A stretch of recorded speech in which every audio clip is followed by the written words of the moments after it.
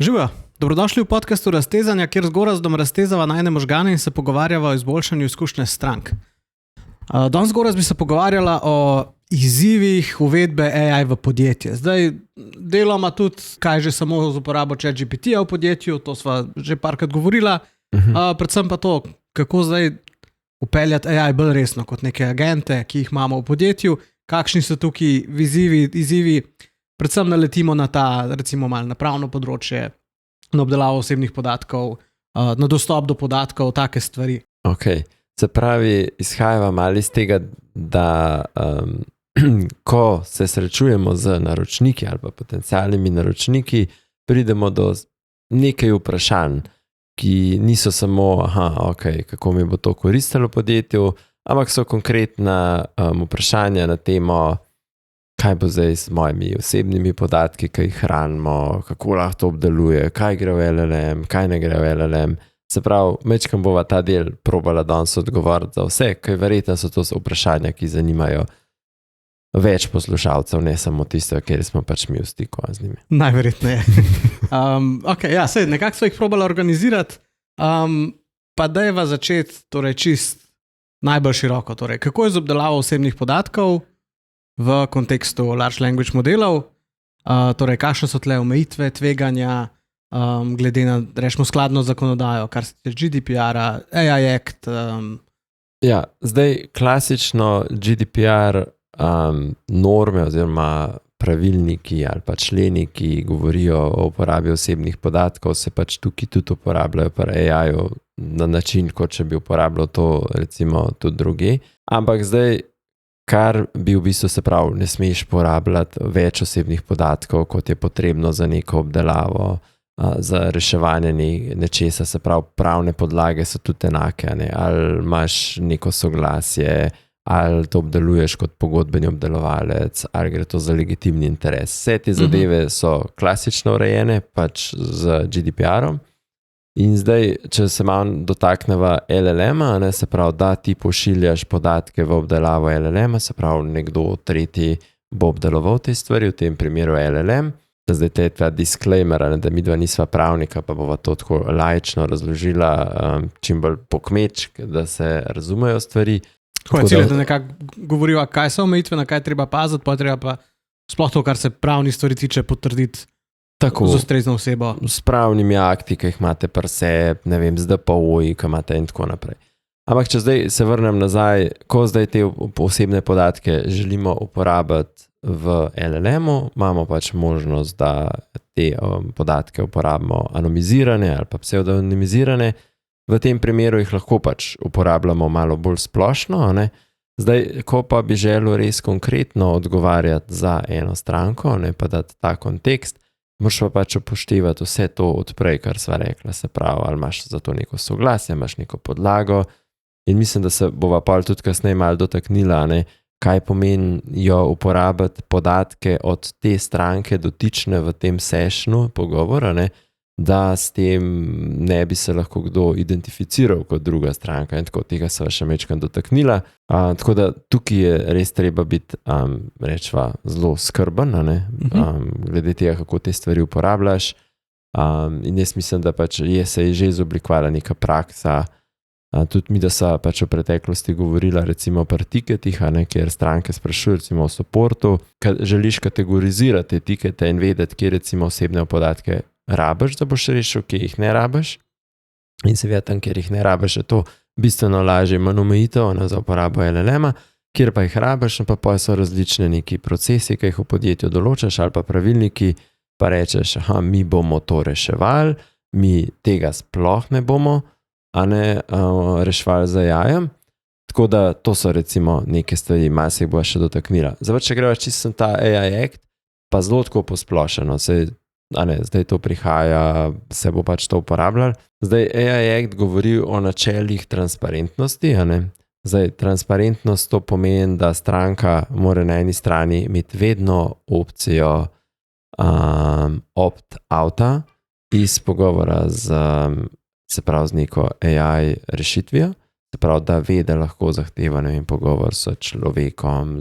Torej, če imamo mi AI agenta, ki odgovarja v podpori, Da bi nisi mogel biti omejen tam. samo na AI agent, ampak moraš imeti možnost. Tako da ti rečeš, bom čakal zdaj 3 minute, ampak želim se pač s človekom pogovarjati. a ne. Se pravi, zelo transparentno, s tem, da moraš biti informiran o tem, da ti neke odgovore pripravlja AI, se pravi, ta del je tudi te transparentnosti. To je v bistvu ta glavni del, se mi zdi, sej AI Act ima še ogromno stvari sabo prinese, ampak tako, če čist gledava iz te izkušnje stranke, a ne, pač mora biti obveščen, ne more se pogovarjati z nekim chatom, pa ne vedeti, da gre tukaj za avtomatsko generirane odgovore strani AI-ja in potem tudi, da nimaš možnosti iti, a ne. Sej trenutno še to lahko obstaja, ker mislim, da še ni čisto veljavi ta AI Act, ampak to bo prinesel. Ok, ampak vse to, mislim, da ostajamo znotraj tega, itak, kar je smiselno. Ne? Torej, Tako.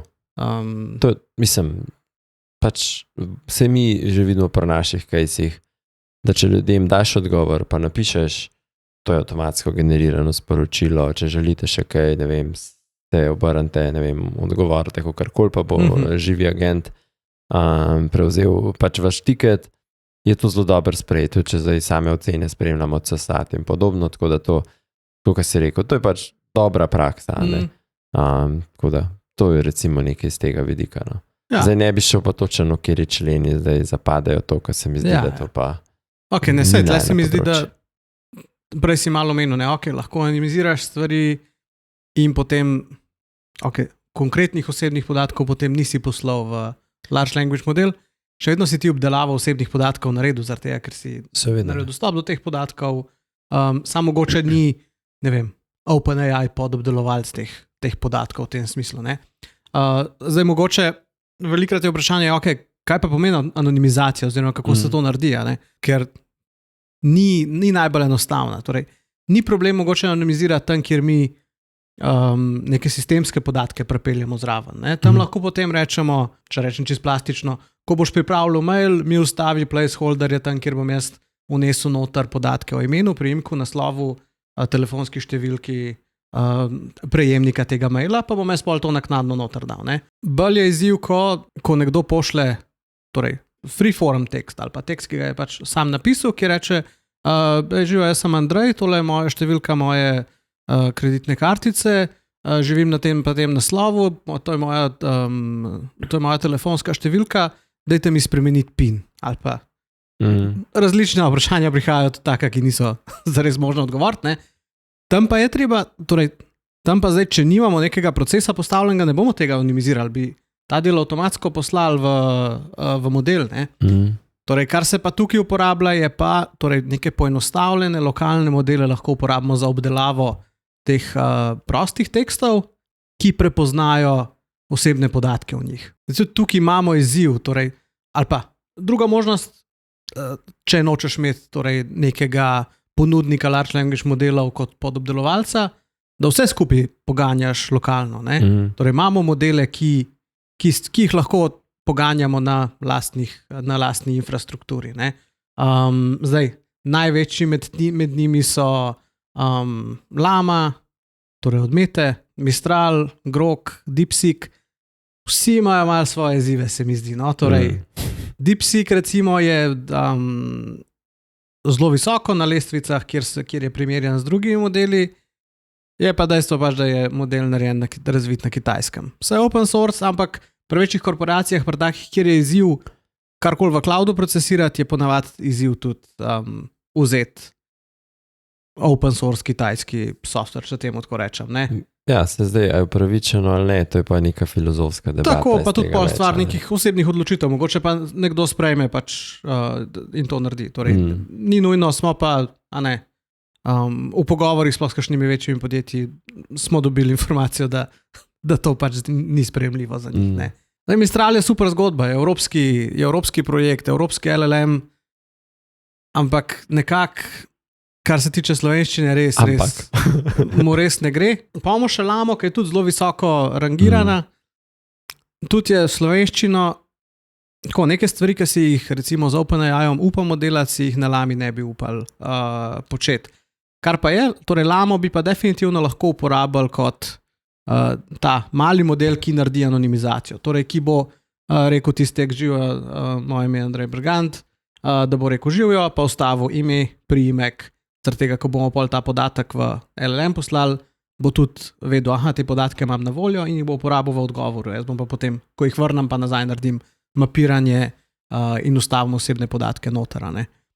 Ker tukaj spet, če uporabimo neprimerne, majhne modele oziroma veliko teh open source modelov je res treniranih na angleščini ali pa na velikih jezikih in ne znajo, torej ne prepoznajo dobro osebnih podatkov v slovenščini. Torej, jaz sem se kar nekaj preigral s tem, ime, priimek, hitro zaznajo, naslovi mu pa takoj uidejo, recimo. A misliš, da je rešitev, a spomniš, kakšno leto nazaj sva že govorila, ko je bil v bistvu na Web Summitu gosta founder od Hugging Face-a, a ne raven v tem delu, da mogoče vzameš manjši model, pa ga v bistvu fine-tunaš.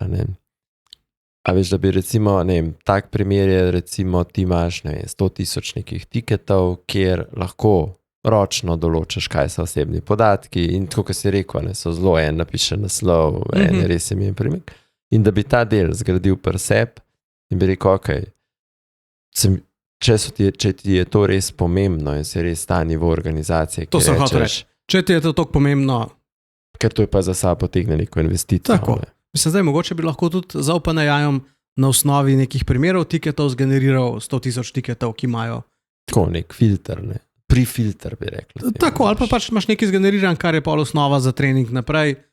Ja, skratka so opcije, kakorkoli vsaka od teh stvari bo najverjetneje dražja, ker že tudi poganjanje nekega res orang modela na lastni infrastrukturi, pač ta infrastruktura ni pocena, torej, ko govorimo o teh grafičnih karticah, koliko stanejo, za najet so drage in tudi za kupati so, pa potem za vzdrževati je to precej drago, kar je treba pol kalkulacijo narediti, koliko bomo mi LLM-a uporabljali, kdaj se nam bo ta strošek upravičil, plus vse komplikacije, ki pridejo pač z upravljanjem lastne infrastrukture. Zdaj, če podjetje jasno ima svoj IT, pa to že počne, potem je to razširitev tega, pa je mogoče manjša stvar, da boš pa zdaj samo zaradi jaja šel nekaj tasga delati, je pa največkrat ni smiselno. No, ampak večina podjetja ali pa recimo imajo zdaj na radarju AI in v, letu, dveh bodo vsi neke oblike agentov začeli uporabljati, in zdaj, mogoče kdo to posluša, pa je kaj se moram prej zagotoviti. Po mojem je res treba tukaj kontekst razumeti. Lahko si ti zelo neka vrsta kritična infrastruktura državna, lahko si finančna, bančne, finančne, zelo take stvari. Potem imamo pa nivo osebnih podatkov, kjer jih uporabljamo tudi za advertising, tudi za ostale take stvari in je vprašanje, a rabimo tam, ne zdaj tako v narekovajih toliko zakomplicirati, ampak je benefitov, ki jih dobimo s tem, da uporabljamo v bistvu zadnjo verzijo LLM-ov, ki so in neke možnosti tam bistveno večje, kar je v bistvu neka tveganja, ki se pojavlja. Sej, se mi zdi del tega je tudi ta del, ne bom pošiljal svojih osebnih podatkov, bog ne da to uporabljati, ker pa bo pa OpenAI treniral na teh stvarih, To že skladno z nekako z uporabo pogoji, ki jih ima OpenAI, pač te podatki niso uporabljeni za treniranje, Zdaj narediva celo debato, zdaj je to ali ni res, ampak... lahko si skeptik, ampak preveliki so, da bi si to dovolili v tem smislu, da bi to kar tako kršili, glede na to, da itak uporabljajo globalne korporacije to in pač veliko podjetij, tako da verjetno samo eno podjetje ni toliko izpostavljeno. Mislim pa tudi, če gledamo, torej, OpenAI iz tega stališča, koliko časa je veliko podjetje, je mogoče relativno majhen čas, ampak nimajo nekih incidentov, vsaj v taki neki bližnji zgodovini, tako da zaenkrat imajo, se mi zdi, tudi neko široko zaupanje. Ker na drugi strani odmete ves čas poslušamo, kako jim uhajajo stvari.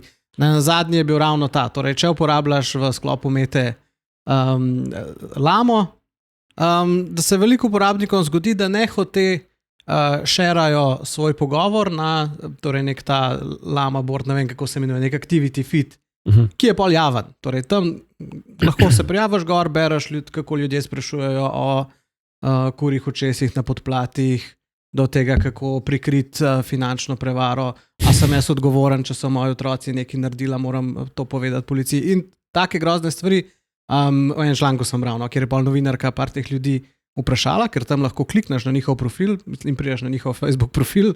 Wow.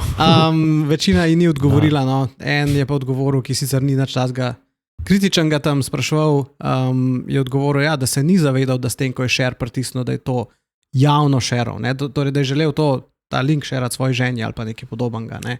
A ja, dejansko funkcionalno share je pa šerala še v tako, ni vse skupaj javno po defaultu, moraš pritisniti nekaj, ampak je user experience tak, da večina uporabnikov ne ve, da to šera na širši javnosti.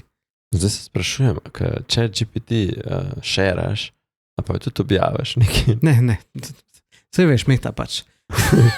Mislim, Meta, da veš, dela nov network, šeranja pogovorov. Ok, ja, zanimiv. Ja, okay, mogoče pa naslednji nivo, zdaj smo tako malo bolj splošno govorili o osebnih podatkih. Ne? Drugo je pa, okay, kako zdaj, takrat, ko res naš LLM, našega agenta, povežemo s sistemom, kjer hranimo osebne podatke. Torej, če rečemo, da ga povežemo na naš CRM ali pa na bazo spletne trgovine, na naročila ali pa na naš ERP sistem, kjer bomo vam pobirali račune ali pa karkoli že. Tukaj je treba tudi potem paziti, ker torej imamo na eni strani LLM, na drugi strani imamo neko bazo podatkov, ki ima noter podatke o vseh naših kupcih. Ne? Mi pa zdaj želimo, torej, da se, ko se uporabnik pogovarja, torej končni kupec uporablja z nekim, rečemo, chatom na spletni strani, da ne more on reči, živo, jaz sem pa Borut Pahor, kakšno je bilo moje zadnje naročilo. Ne? Skratka, ja, tukaj moramo torej poskrbeti, da ta komunikacija med LLM-om pa, rečemo, našo podatkovno bazo, da LLM ne upravlja v celoti s tem API-jem, ki kliče podatke iz podatkovne baze. Ne? LLM-u ne moramo zaupati, da naredi verifikacijo, kdo je trenutno prijavljen. Sistem to mora iti po svojem kanalu. Torej, če rečemo, jaz sem prijavljen v spletno trgovino, moj ID v spletni trgovini je 678, ta podatek 678 more ko kličemo API od spletne trgovine za pridobitev naročil tega kupca, moram jaz vedno, ko pripravljam kodo agenta, fiksno prenašati kot parameter API klica in nikoli dovolj large language modelu, da mi spiše API klic skupaj s tem, da ali si on pač ne halucinira, pa zmisel po nesreč, ali pa da je nekdo izkoristil sistem tako, da bi probal priti do teh podatkov. To je en del, torej, ko se povezujemo na osebne podatke, kjer so vsi osebni podatki, da znamo vedno samo na pravi osebni podatek pridati. Torej, LLM potem lahko reče, pridobi mi vsa naročila tega kupca. In tega kupca je potem za nas ta placeholder, tako kot smo prej pri anonimizaciji govorili, kjer jaz rečem, tega kupca je 678. Ne? Se pravi, bi to lahko tudi rešil tako, da recimo tam, kjer že imajo neki prijavo na spletno stran, pa imajo portal, kjer se prijaviš, a bi lahko v bistvu to uporabil. Tako, ta del mora biti pa s chatbotom povezan. Na drugi strani, če hočemo chatbota na nek, rečemo na Facebook Messenger povezati ali pa na WhatsApp, tam nimamo autentikacije, tudi Facebook nam jo ne zagotavlja ali pa karkoli. Tam je treba potem neko verifikacijo, če želimo tam tudi take pogovore imeti, spet so neka ločena pol vprašanja pravna, je pa treba tam potem znotraj chata narediti neko identifikacijo. Največkrat naredimo kar neko dvofaktorsko autentikacijo, kjer oseba pove telefonsko številko, mi pošljemo to telefonsko številko neko kodo, on jo piše in potem rečemo, da potrdimo, da je to ta oseba. Ne? Ja, ali pa če bi mešal en osebni podatek, ki ga ti imaš, pa ga stranka napiše, pa telefonska številka kot v smislu, ker telefonsko bi lahko nekdo zlorabil, če pa zraven daš še nek podatek, recimo, ne vem, primer, številka na računu neka, ne, tako imaš pa sam ti kot... Ja, tako, skratka, tukaj so standardni načini autentikacije, ki se lahko zgodijo, ki jih mogoče lažje narediš on the fly, izven svojega sistema logina, ne. Sem pa prav, ni nobene omejitve pri kanalih, ker zato obstajajo neke rešitve, relativno standardizirane so, pa lahko v bistvu to uporabljaš, kar bistveno izboljša funkcionalnost AI agentov, da ne odgovarjajo samo na splošne stvari. Cool. Zdaj drugo je pa pri dostopanju lahko do osebnih podatkov, še večkrat pa rečemo do naših internih podatkov. Kako zagotovimo, da AI, ko je recimo v vlogi svetovalca zaposlenemu, pove več, ko je pa ta isti AI v vlogi svetovalca stranki ali pa nekemu customer agentu, pa da odgovarja samo z omejenimi informacijami, torej da ne pove tam več, kot bi smel. Če rečemo konkreten primer, da ne izda da e-commerce agent ne izda najvišjega možnega popusta zame kot končnega kupca, medtem ko pa bo pomagal pripravljati ponudbo našemu prodajniku, je pa to informacija, ki jo prodajnik rapa. Ne? Zdaj, vemo, da imajo lahko AI agenti različne vloge, ne? In v teh vlogah, rečemo, če vlogo opredelimo ali pa role, lahko zdefiniramo tudi neke nivoje dostopa, se pravi, kako se bo obnašal, do česa bo dostopal in tako lahko ga seveda tudi tehnično zamejimo do nekih stvari, a ne tam. Ja, verjetno je spet smiselno, torej, če hočemo se zavarovati pred prompt injectioni, torej pa pred nekim prompt engineeringom negativnim, je verjetno smiselno tehnično zamejiti, ne? Ja, zato mogoče sicer nekateri pravijo, ker si v enem agentu ima različne funkcije, kar sicer okej, ampak jaz bolj zagovarjam smer v smislu, imaš več agentov in potem med sabo ti agenti komunicirajo. Ne? Obstaja mogoče nek output ali pa conversation z stranko, a ne? Za nekom, komu odgovarjaš, pa imaš pa nek output, ki je agent to agent. A ne? In zdaj, če ti veš, da ta agent je poslal nek kontekst drugemu, a ne?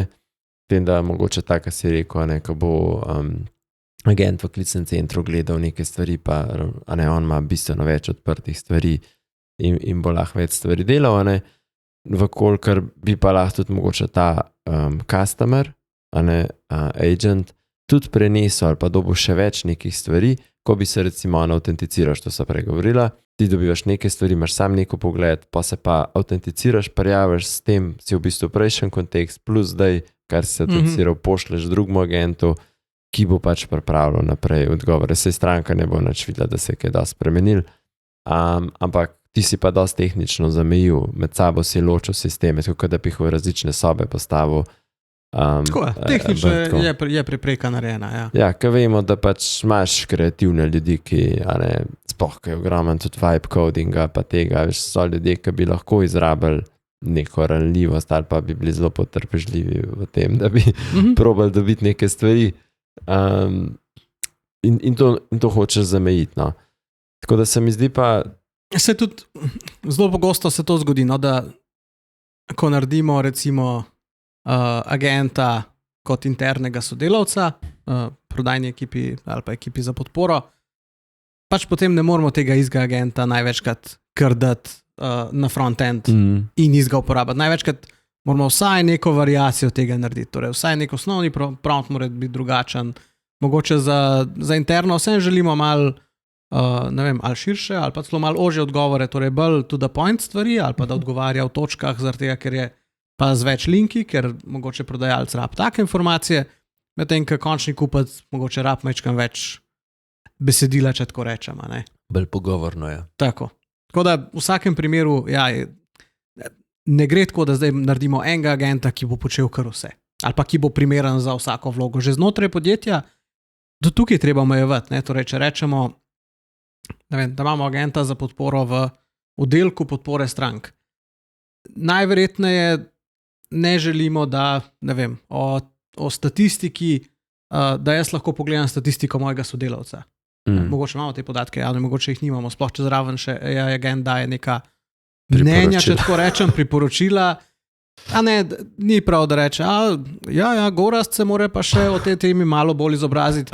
Je spet malo drugačen ta agent, ko ga uporablja vodja tega kontaktnega centra, kot recimo ostali, ki smo v vlogi agentov. Tako da tukaj je treba, enako kot v podjetju, pač nekdo, ki je vodja klicnega centra, ima dostop do drugih podatkov, nekdo, ki je njegov šef, ima mogoče še do drugih podatkov, nekdo, ki je v kadrovski, ima dostop do tretjih podatkov o isti osebi v končni fazi, ampak pač drugačen interes, drugačne potrebe imajo in drugačne pravilnike imamo o tem, kjeri podatki so smiselni. No, sej ta del se mal povezuje z osebnimi podatki, a veš, ker na nivoju GDPR-a pač razlagamo o tem, da ne sme imeti preveč ljudi dostopa do osebnih podatkov, ne?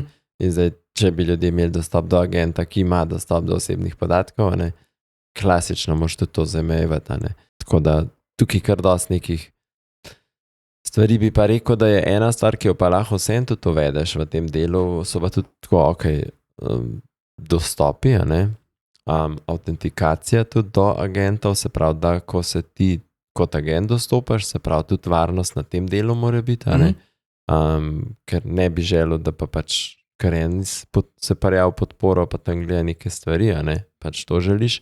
Pa mislim, da tudi tukaj moraš dati nek pravilnik o tem, se pravi, kako to uporabljamo, ne? To je bila mogoče naslednja tema, če jo kar razdelava, ne? Ravno to, torej rečemo te ponudniki large language modelov, oni imajo, reče, da imajo red team, ki skrbi za varnost large language modela. Jasno moramo nekako, rečemo, za varno uporabo large language modelov tudi mi poskrbeti znotraj podjetja. Kakšna bi ti tle dal priporočila? Zdaj, vse prepovedati? Ne, to ne. Vse dovolj, ne se ne. Gledam to, da to svetujeva to podjetjem, tako da verjetno ne bi vsega prepovedala. In zdaj tako, tudi verjetno ni najboljša praksa vse prepovedati, je pa fino, da se na nivoju podjetja določi nek pravilnik ali pa nek sestavnik odbor, sestavljen iz različnih, ne vem, oddelkov, vodstva, z različnih pač profilov ljudi, ki bdi nad uporabo AI-ja in mogoče malo kontrolira, kje se uporablja, sprejema tudi mogoče neke pravilnike, neka priporočila, kako to uporabiti, ker imamo, eno stvar je, kam ga bomo dali, kje bomo zaupali, in se zgodi, da bo AI odgovoril tudi napačno, pomanjkljivo, lahko tudi naredi data breach, mislim, lahko tudi user naredi, ki ga imaš, veš, tudi zaposlen ga lahko naredi, nehote postavi nek mailing, ne vem, tako. In zdaj, v teh primerih moramo imeti nek pravilnik, kaj s tem zadevam naredimo, identificirati mogoče te grožnje in tudi ne pa je vršiti vse skupaj v smeti, pa reči, ne, pa AI se ne gremo več, zdaj to pa le kakšne napake dela, ne. Dajmo se zavedati, da jih tudi userji lahko delajo, dajmo sam userjem te prave informacije, kaj zdaj narediti, in kako to preprečevati, in ta del, kako to preprečevati, je ta del, kjer, ne vem, dostikrat govori o tem, da moraš zelo dobro razumeti, kako z AI-om delati, je to zdaj rečeva prompt engineering, kako razumeti ta RAG proces, ki deluje. Zdaj to danes na to temo imela, kaj poslati v LLM, kdaj tehnično v bistvu nekaj povezati z LLM-om, kdaj je to del v bistvu čisenga rečeva automationa, kar se zgodi, pa potem sam nekaj narediš v LLM. Se pravi, ta del je ful dober, da res dobro razumeš kot podjetje in imaš to pod kontrolo. Zaradi tega, ker se slej ko prej poprašamo tudi o odgovornosti, tega, kar AI naredi. Zdaj, en primer, recimo delaš neke recimo medicinske aparate in svetuješ za uporabo recimo na koži za ta aparat, in odgovori AI čist pravilno, glede na to, kar si ga ti vprašal. Torej ti vprašaš, a je ta moč tega aparata primerna? Tako da naredim to, ta poseg. Ta modul uporabim za ta poseg. Ja, in on ti reče, ja, je, ne. Manjka mu pa kontekst, da mogoče ta pacient je kontraindiciran iz nekih x razlogov, ki niso bili znani modelu, da bi mu lahko rekel, ok, ni to ok. V tem primeru, veš, se odgovornost, zdaj, verjetno ne razlag več, ampak se odgovornost za ta nasvet pripisuje proizvajalcu tega aparata. Temu, ki je dal ta nasvet v končni fazi. Tako, ja, ker LLM-u se ne more, LLM je samo neko orodje, ki ti pomaga sestaviti ta odgovor. Zdaj, če si ga pa ti uporabil zelo nezavarovanega, brez guardrailsov in nisi predvidel nekih stvari oziroma dal nekih noter omejitev, kakorkoli zamejitev. Ne, pa se jaz mislim, da je tako, kot si prej rekel, torej, tudi ljudje delamo napake, torej, če bi jaz, ne vem, kako to poteka, recimo, v taki industriji, ampak recimo, da imam nek izziv, pa ne vem, uporabiti to moč, ali to nastavitev, ali pa ta modul, pa ta modul, ali lečo, ali kaj se vem kaj, ne. Recimo, da jaz pokličem proizvajalca, pa mu povem pač iste informacije, kot sem jih dal LLM-u, torej imam tazga in tazga pacienta, to pa to. In on, enako kot LLM, bo z informacijami, ki jih ima na voljo, isto odgovoril, ne. To je res, ker pa jaz vidim zdaj dodano vrednost teh AI stvari, ne, da mi vemo, da pa vsakmu takmu odgovoru, ne, in tak agenta pač 3 mesece ga izobražuješ, verjetno pri takih, da so še te medicinske stvari, je ta onboarding še veliko daljši, ne, še nekaj stvari, ki jih morajo poznati, ne, ni samo tehnično, recimo inženirsko, elektroinženirsko, kako ta aparat deluje, moraš pa še na drugi strani še malo vedeti o medicini oziroma reakcijah na koži in vse stvari. In zdaj AI lahko tukaj boljši v tem delu, da reče, ja, to je možno, ampak daj ti, ki to uporabljaš, daj pri tvojemu pacientu preveri še. In mu zlista mogoče neke stvari, checklisto, ko on pač reče, aha, ok, vse to sem pogledal, in mu pa lahko reče, ne, pri temu je pa to, in mu mogoče da boljši odgovor, še vedno pa nek disclaimer, ne, v smislu, ok, v najboljšem case-u je to, zdaj, lahko gre pa tudi karkoli narobe, ne, zdaj, druga stvar pa je, da za take primere rečeš, da pač ne odgovarja. Ampak pa je priješ tudi do tega, da konc koncev nekoga pokličeš in ta isto lahko odgovori, kot si rekel. No ja, pa mislim, pa spet so pri tem najbolj varno je nič narediti, ne, torej, mi pa ne bomo AI uporabljali, ampak tako kot se mi zdi, da to je bil dobro point, no, torej, tudi ljudje delamo napake in zdaj za ljudi imamo pripravljene neke pravilnike, če se mi lotimo AI resno uporabljati in vemo, kakšni bojo benefiti zaradi tega, torej tudi mogoče ugotoviti za vsako delovno mesto, kako pa se to delovno mesto lahko obogati z uporabo AI-ja in tudi predvidimo, kaj se lahko zgodi. Potem, ko se bo to zgodilo, bomo ravnali po nekem protokolu. Če bomo pa tega ne nadzorovali, bomo pa na drugi strani, ko se bo prišlo do nečesa, do nekega incidenta, bomo rekli, to se je zgodilo, dajmo nehati uporabljati AI za naslednje x let, ker bomo imeli slabo izkušnjo. Medtem, če nekaj pričakuješ, imaš protokol, pač to še vedno incident, ampak si ga shendlu in je to del vsak dan v končni fazi. Ne? Ja, mislim, sej tako, še enkrat bom ponovil, benefitov je bistveno več. Mogoče te podjetja, ki so full early adopterji, v tem smislu, ne early adopterji, ja, tako se je, ampak tako, to bi imeli, a ne, in pa pride do nekega incidenta, ne rajem ta del, bad, ne, koliko ljudje, ki so ChatGPT uporabljali na napačen način in mogoče na začetku dobili slabe odgovore, pa so pa rekli, je za ukanto, ne. Ja, moraš zadeve mogoče z druge strani pogledati, pa drugače jih pač zastaviti, ne, in ta del ni treba, da je zdaj zelo kompleksen, pa rabiš ti milijon pravilnikov, ne. Fino pač je, da se samo namen tega vsega skupaj je, da se kot podjetje odločaš, v AI bomo šli, vsi smo on the same page, razumemo, da so tukaj neke stvari, ki jih mogoče se lahko zgodijo, če se bodo zgodilo, takole bomo z njimi delali, tukaj pa vidimo benefite in dajmo ljudi izobraziti, šuka vsaka stvar, to je pač pomembno, ljudi izobraziti, kako naj to koristijo na pravi način in kaj ne naredijo, če gre nekaj narobe, ne. Mislim, tako kot tovarni, ki si stroje naredil, mislim, veš, tudi stroj se lahko pokvari, neki začne, ne vem, neko plastiko, kar mečkati tam, pa jo ne bi smel, ampak se zgodi, imaš protokol, kaj se zgodi, tam je rdeč gumb, pritisneš ga, pokličeš nadrejenega, nekaj se zgodi, ok, škoda je, ampak ok, zdaj nekaj se je zgodil, najverjetneje želimo to, da se v prihodnje ne bi zgodil, kako zdaj spremljamo, kaj se je sploh zgodilo, ne, ker vemo, LLM je včasih res tak black box. Nekaj smo otrdali, nekaj smo ven dobili, vmes je pa en kup vprašajo, ne? Ja, si že prej rekel, veš, tehnično, kaj pošleš, kaj ne, ne? Se mi zdi tukaj ta klasična revizijska sled, da vemo. Jaz mislim, da se lahko čim bolj približamo temu, da največ vemo, kaj smo poslali v LLM, kaj točno LLM naredi znotraj, pač neke stvari bomo sicer videli, ampak prej se recimo, če od OpenAI modele uporabljamo, tam dobimo nek povzetek reasoninga, ki bi ga tudi lahko shranili. Ja, ampak tukaj se rekel, povzetek tega je, ne moreš pa točno vedeti, ampak mislim, da nobeden, glede na to, da če beremo te raziskovalce, ki delajo pač v neki fazi, je nekaj AI-ju prepuščeno, ne.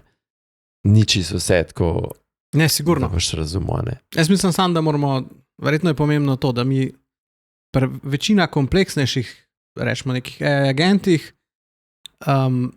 ni samo input pa output, ampak pa vmes nek klic large language modela, ampak se vmes stvari zgodijo. Torej, ali se pokliče neke informacije na bazo podatkov, ali na bazo znanja, ali se uporablja celo, ne vem, več klicev na large language model, najprej kategorizacija, potem to naredimo, potem pripravimo odgovor in to zdaj nekako je pa kupica teh stvari, ki je pripravila odgovor in zdaj te stvari je treba imeti v, tako kot si rekel, revizijski sledi oziroma v nekih logih, da lahko spremljamo, kaj se je v posamezni izvedbi te funkcije zgodilo. Sej, to je v svetu softvera so to dost standardne stvari, včasih pa vidimo tudi, ko testiram kakšna orodja, da imajo pač te informacije zelo, zelo skope, kar pa je pol problem, ko je treba pa neko stvar raziskati, ugotoviti, jo probati naprej preprečati, ker pač ugibaš, do katerih podatkov je pa takrat in takrat dostopal. Aha, imamo tle napako v bazi znanja mogoče,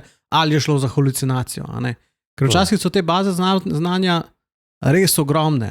Sploh, ko imamo, ne vem, v primeru, ko mi delamo z nekimi, rečemo, ko smo nek posrednik za druge brende, pa dobimo od vseh rešitev, ki jih prodajamo, neke pogoje, pa navodila, tega je res velika. Zdaj najdati, ali je bil izvor napake, mogoče pač že v tistem, kar smo dobili do zunaj, ali je pač šlo res za halucinacijo in je treba nekako drugače stvari zamejiti. Pač logiranje mora biti res dobro narejeno. Tako da mislim, da zdaj, pač, če malo povzamem, pač osebne podatke uporabljaš v skladu z GDPR, se zadeve ne spreminjajo, ne nalagaš kar preveč osebnih podatkov, si transparenten pri uporabi AI-ja. Pa se reka, tehnično malo zamejiš stvari, do česa ima dostop AI agent, da pač zadeve ne dostopa do stvari, ki jih ne rab, oziroma ko želimo biti bolj personalizirani za eno stranko, tukaj pri autentikacija, ki jo že odprej poznamo, se pravi dvofaktorska, gre po drugi poti, ne skozi AI, pa so rekla, da se agent, da moramo imeti v podjetju nek pravilnik okrog tega, oziroma pač različne oblike, rasi naredimo tudi en tak red team, če je to tako, recimo, bi bila neka opcija in vedno poskrbimo, da imamo stvari pač logirane. Ja, super povzetek. Ja, in to se mi zdi, da tudi včasih, ko vzameš en produkt, taki, ki tudi mi delamo, pa se z njimi, je to že malo sestavni del tega, ker zdaj, če ne vzameš čist neki tako, ampak pač to se vprašaš, to so mogoče tudi vprašanja, ki lahko, ko nekaj greš kupovati za AI, jih malo zlistaš. Že vprašaš ponudnika, ja. Tako, narediš malo domače naloge, Okay. Definitivno pa ni AI bav, no. Top, to je to. Res ni bav. Upam drugače, da res nisva koga preveč prestrašila, ampak o nekaterih stvarih je treba razmisliti, če želimo biti boljši, če želimo biti varni. Hvala vsem za poslušanje. Če mi bil ta podcast všeč, bo ful vesela kakšnega lajka, šera, komentarja. Drugače pa hvala Gorazd. Hvala Andrej. Hvala vsem za poslušanje in čau. Čau.